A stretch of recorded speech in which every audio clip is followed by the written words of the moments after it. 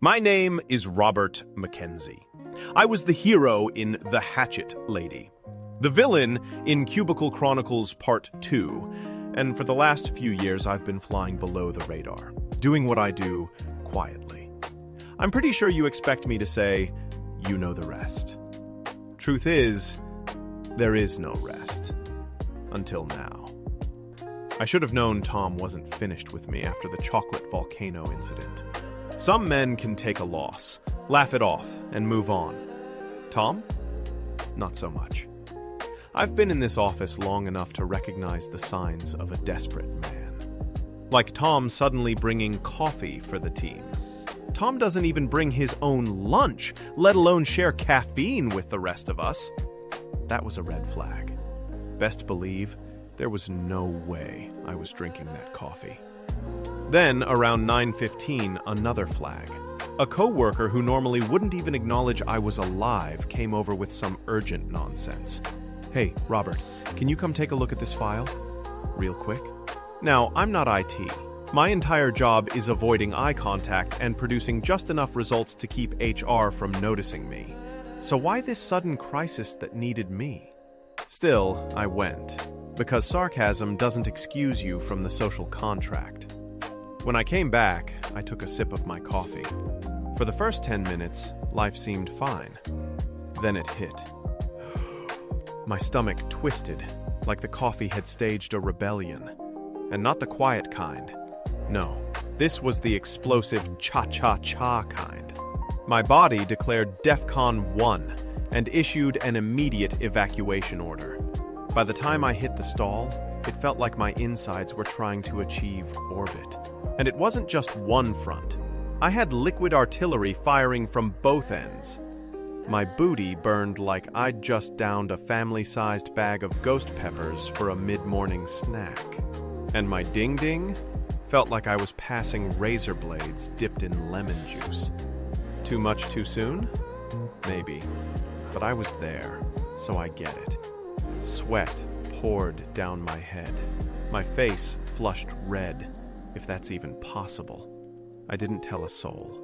Just closed my laptop, grabbed my bag, and power walked out of the office without explanation. HR saw me shuffling out the door, but I gave them nothing. At home, sweating out the effects, my phone buzzed. A text message.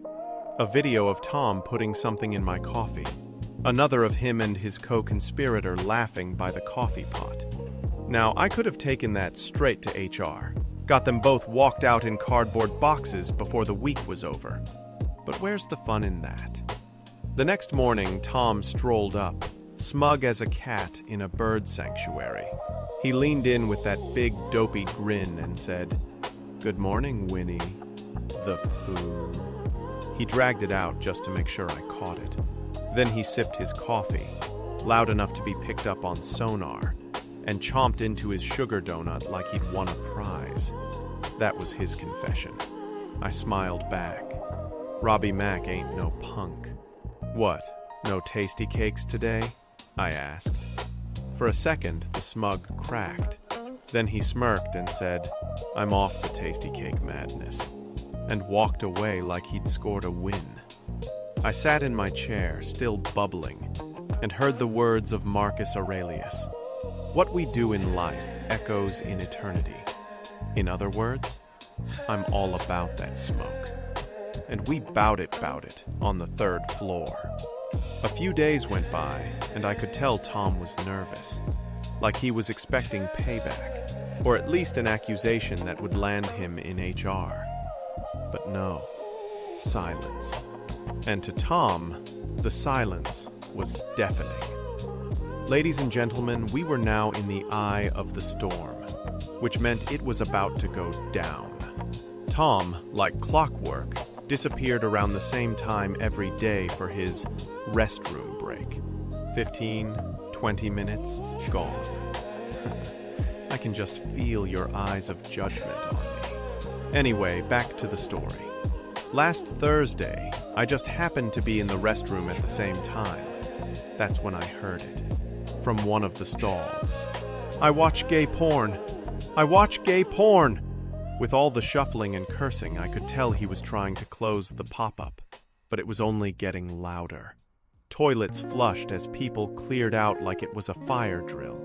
Tom came stumbling out, phone in hand, still blaring, "I watch gay porn!" He looked up and saw me at the sink, washing my hands. I met his eyes, shook my head, and said, "Don't ask, don't tell, Tom." Then I walked out. As the door closed behind me, I heard the crash. Tom slamming his phone to the floor. About an hour later, the intercom crackled. "Tom Drysdale to the HR office." I peeked out of my cube, just in time to watch Tom take the walk of shame. Word spread fast. He was reprimanded for misuse of company time. Apparently, the restroom is for its intended purpose, not unsanctioned breaks. Tom shot me the dirtiest look on his way back. I grinned to myself and said, "Yes, Tom, your hate makes me stronger." Friday came and went, the office battlefield tense with unease. The weekend passed. For me, Monday couldn't come fast enough. When I walked in, Tom was already in the Director of Finance's office, Mrs. Rosario Fontaine, and sitting with her was the Hatchet Lady. Tom had noticed his paycheck was light, a couple $100. Now he was trying to explain why he'd been leaving 15 minutes early every day for a week straight. But coming up short was the least of his problems. Around 10 a.m., I saw Tom's partner in crime escorted out of the building by security. He kept saying, "I didn't do it, I swear." Now, to be fair, I can't confirm or deny that a little birdie sang to the Hatchet Lady about the co-conspirator. However, don't start none, won't be none. At the printer, Tom cornered me.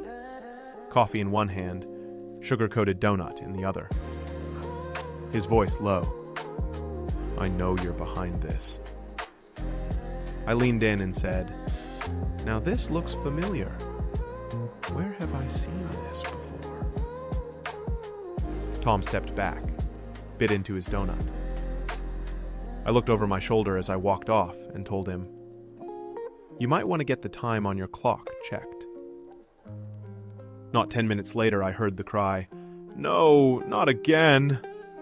Tom bolted, clutching his butt cheeks, sprinting for the bathroom. I rubbed my hands together and said, "Heck yeah. Twofer." Just to make matters worse, I walked in a few minutes later. The stench from his subsequent bowel evacuation hit me like mustard gas. My eyes watered. "Smells like somebody died," I muttered. Between heaving and wheezing, Tom sighed, "I just want you to know, it's over between us." I washed my hands, looked at myself in the mirror and said, "Well, bye." Then I laughed and walked out the door. You see, Tom was a man who did a bad thing. Me, however, I'm a villain, and I specialize in being bad.